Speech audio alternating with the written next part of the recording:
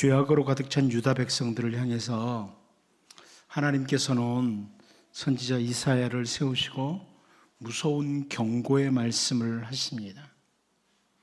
이사야 4장 4절 말씀을 보면 이는 주께서 심판하는 영과 소멸하는 영으로 시온의 딸들의 더러움을 씻기시며 예루살렘의 피를 그 중에서 청결하게 하실 때가 됨이라, 이렇게 말씀을 해 줍니다.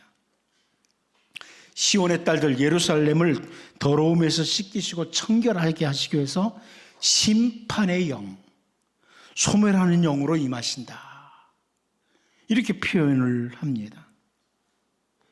이사야 5장 25절 말씀을 보면 그러므로 여호와께서 자기 백성에게 노를 발하시고 그들 위에 손을 들어 그들을 치신지라. 산들은 진동하며 그들의 시체는 거리 가운데 분토같이 되었도다.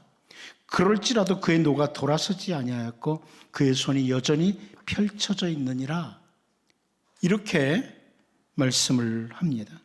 하나님의 선한 손이 아니라 징계의 손이 유다 백성들에게 임할 것을 강조하시는 말씀입니다. 자, 이렇게 선지자 이사야를 통해서 징계를 선포하신 하나님은 다시 그 백성들을 위로하시고 회복시켜 주실 것을 말씀하시기도 합니다.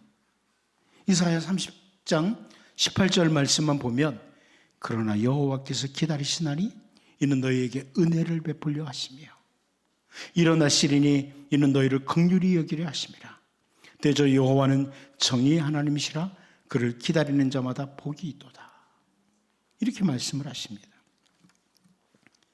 잘못했을 때 징계를 내리셨지만 그러나 그들의 징계가 끝나면 회복을 주시고 위로해 주시는 이 하나님이 우리 하나님이심을 이 선지자 이사야를 통해서 볼 수 있는 거죠. 이방 나라에 대해서도 동일합니다. 여러분 잘 아는 대로 선지자 요나를 통해서 아시리아 제국의 수도인 니느웨에 경고하라고 하나님께서 말씀을 하셨어요. 그 요나가 가서 40일이 지나면 망할 거라고 이렇게 선포했습니다. 그런데 그 메시지를 듣고 아시리아 백성들이 회개를 하는 겁니다. 그렇죠. 요나서 4장 11절을 보면 하물며 이 큰 성읍 니느웨는 좌우를 분별하지 못하는 자가 12만여 명이요 가축도 많이 있나니 내가 어찌 아끼지 아니하겠느냐 하시니라, 이렇게 말씀을 하십니다. 결국 회개하는 아시리아 백성들을 향한 은혜의 말씀인 거예요. 우리는 오늘 본문에서 이 선지자 요나 후에 또다시 세월이 흐르면서 악으로 치닫던 아시리아 제국에 대해서 선지자 나훔을 통해서 하시는 말씀을 보면서 오늘 본문을 가만히 보니까 이 말씀이 이스라엘 백성들에게 하시는 말씀인 거예요. 이스라엘 백성들에게 하시는 말씀이라 이런 것을 확인하게 됩니다. 오늘 본문을 보면서 우리들에게 오늘 주시는 말씀으로, 바로 나에게 주시는 말씀으로 받고 더욱 신실한 주님의 백성으로 우리가 설 수 있기를 바랍니다. 첫 번째, 이스라엘 백성들에게 하나님께서 하시는 말씀은 아수르가 강해도 멸절된다, 이 말씀을 주십니다. 아수르가 아무리 강해도 멸절된다, 이 말씀을 주십니다. 우리 본문 12절을 다시 한번 같이 읽어보겠습니다. 봅니다. 시작. 여호와께서 이같이 말씀하시기를 그들이 비록 강하고 많을지라도 반드시 멸절을 당하리니 그가 없어지리라. 내가 전에는 너를 괴롭혔으나 다시는 너를 괴롭히지 아니할 것이라. 여기 그들이라는 것은 아수르를 가리키거든요. 아시리아 제국을 가리켜요. 아시리아가 선지자 나훔 당시에는요 전혀 흔들림이 없이 막강한 제국을 이루고 있었습니다. 그러므로 그런 아시리아가 멸망을 당한다는 것은 상상조차 누구도 하지 못하는 일이었습니다. 이스라엘 백성들이 그 아시리아를 바라볼 때 저 막강한 제국으로 인해서 우리는 이제 아무런 희망이 없다, 회복될 가능성도 없다, 이런 생각을 모두 하고 있었습니다. 아시리아는 영원할 거야. 이런 판단과 함께 말입니다.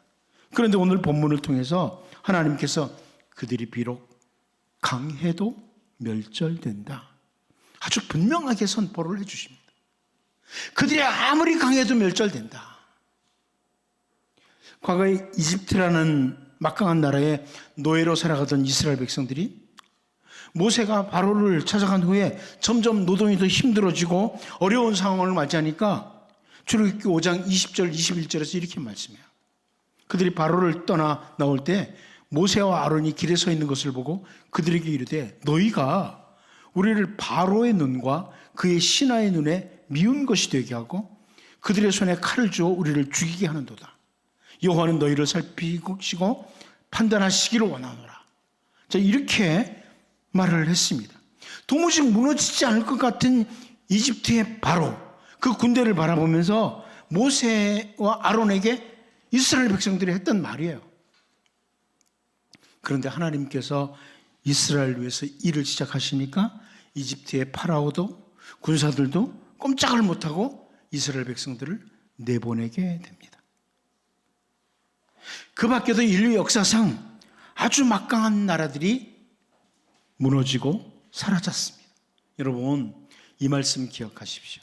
우리 앞에 아무리 철병거가 있고 든든한 여리고성이 있어도 도무지 무너지지 않을 것 같은 것들도 하나님이 일을 시작하면 다 무너집니다. 아시리아라는 대제국이 하나님께서 그들이 강할지라도 무너진다. 이 말씀을 이스라엘 백성들에게 주시는 것은 오늘 우리에게 정말 소망의 말씀이에요. 너희들을 힘들게 하는 문제가 뭐냐? 너희들을 고통스럽게 하는 그 문제가 뭐냐? 도무지 무너지지 않을 것 같은, 도무지 해결되지 않을 것 같은 그 문제가 뭐냐? 그들이 아무리 강할지라도, 그것이 아무리 대단해도 다 무너진다. 하나님이 시작하시면 이 말씀이에요. 여러분, 이스라엘 백성들이 당시 아시리아 제국을 바라보면서 아시리아는 누구도 감당 못해. 그런 막강한 나라였지만 하나님께서 그들이 강할지라도 멸절된다. 이렇게 이스라엘 백성들에게 말씀해 주시는 것을 보면서 모든 것이 주님의 손에 있다. 하나님의 손에 있다. 이것을 기억하고 더욱 하나님 바라보고 믿음으로 나아갈 수 있기를 바랍니다. 두 번째는 아수르가 숫자가 많아도 멸절된다. 이렇게 또 강조해 주는 겁니다. 숫자가 많아도 멸절된다. 우리 다시 본문 12절 볼까요? 보겠습니다. 시작.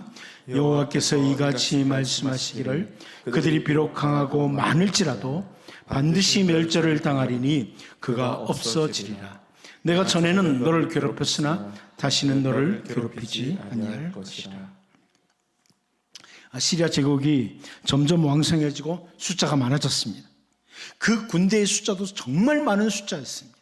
하지만 하나님께서는 악으로 가득 채운 그 아시리아 제국을 멸절시키겠다고 이스라엘 백성들에게 말씀합니다. 여러분, 예나 지금이나 사람들은요, 숫자 앞에 굴복하는 일들이 참 많습니다. 숫자 앞에. 정말 작은 땅덩어리를 가진 우리나라 백성들은 큰 걸 좋아해요. 큰 대자. 그 나라 이름도 대한민국입니다. 큰 걸 좋아해요. 그래도 큰 숫자 앞에는 왠지 모르게 이렇게 좀 기가 죽기도 해요. 제가 사실 잠시 후에 가서 세미나 인도할 교회가 굉장히 큰 교회입니다. 근데 이런 데서 나를 왜 불러? 부담스럽게. 굉장히 부담스럽더라고요. 오늘 피택자 세미나를 하는데 피택자만 120명이에요. 이 교회도 숫자만 많으면 최고라, 이런 생각들을 사람들은 다 가집니다. 숫자 앞에는 왠지 모르게 주눅이 들어요.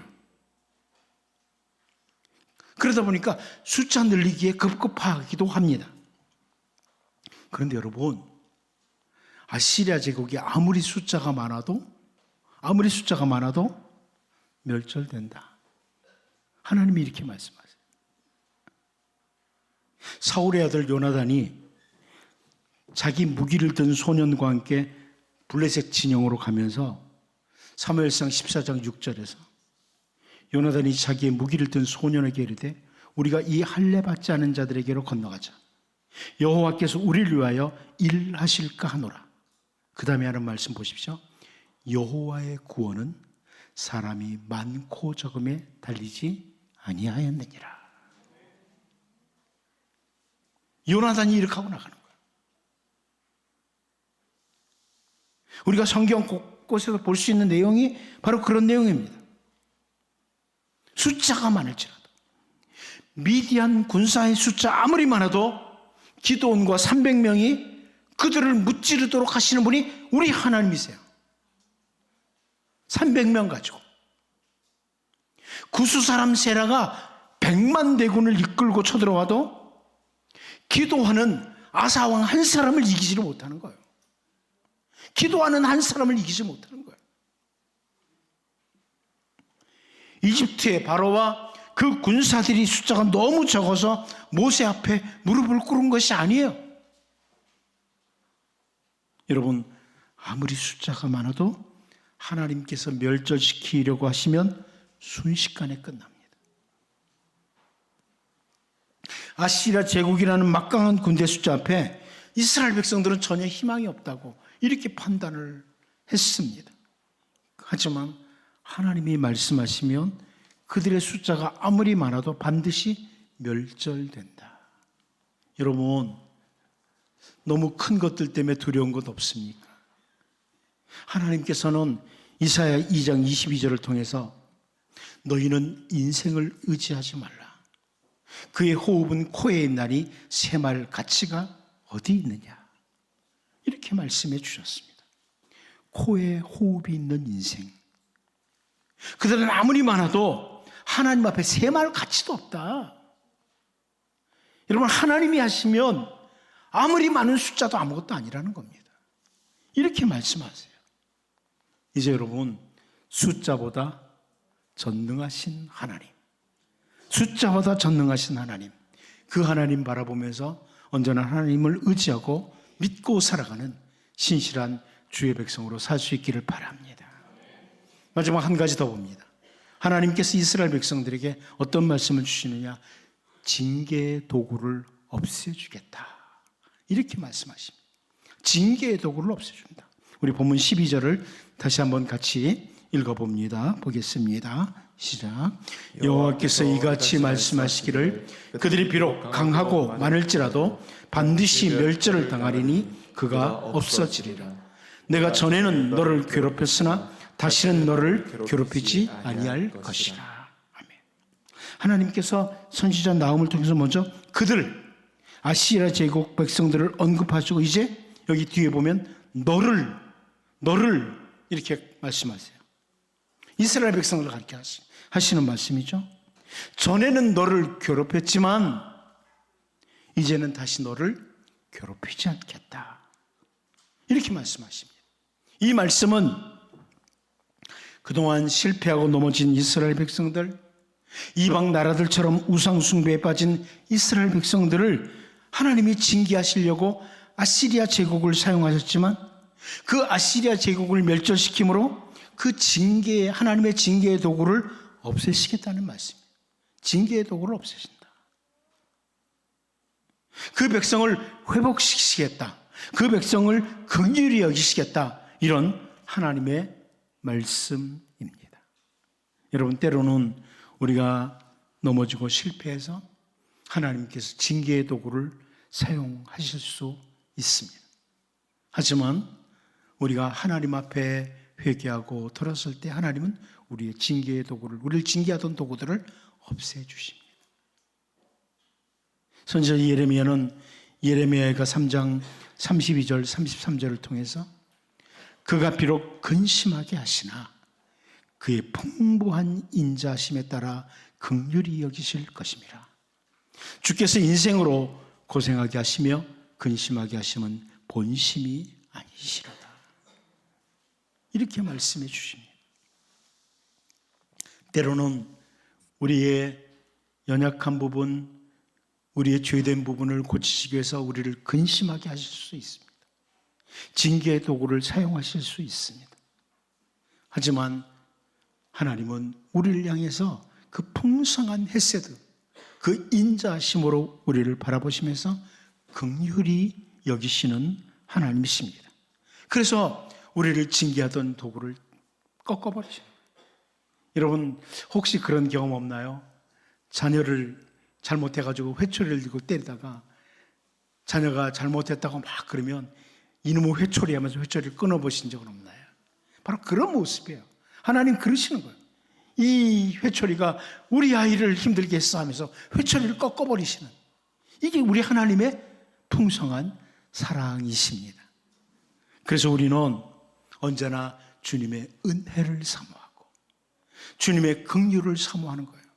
여러분 잘 아는 것처럼 호세아 선지자를 통해서 내가 너희를 긍휼히 여기지 않겠다 해가지고 자녀가 태어났을 때 루하마라고 이름을 하라. 루하마가 긍휼이란 뜻이에요. 근데 루하마 그러면 긍휼이 없다 이런 말씀이에요. 내가 너희들에게 긍휼을 안 베풀겠어. 그런데 하나님은 그 백성들이 회개하고 돌이킬 때 내가 너희에게 루하마라 하리라. 내가 너희를 긍휼히 여기시겠다. 이렇게 말씀을 하십니다. 우리 인생을 살면서 때로는 하나님께서 마치 우리를 근심하게 하시는 징계의 도구를 든 것 같을 때도 하나님, 제가 어리석습니다. 제가 부족합니다. 제가 잘못했습니다. 무릎 꿇고 나아감으로 하나님께서 우리의 징계의 도구를 꺾어버리시고 우리에게 긍휼과 풍성한 인자를 베푸시는 이 인자하신 말씀을 듣는 우리 모두가 될 수 있기를 바랍니다. 기도합니다.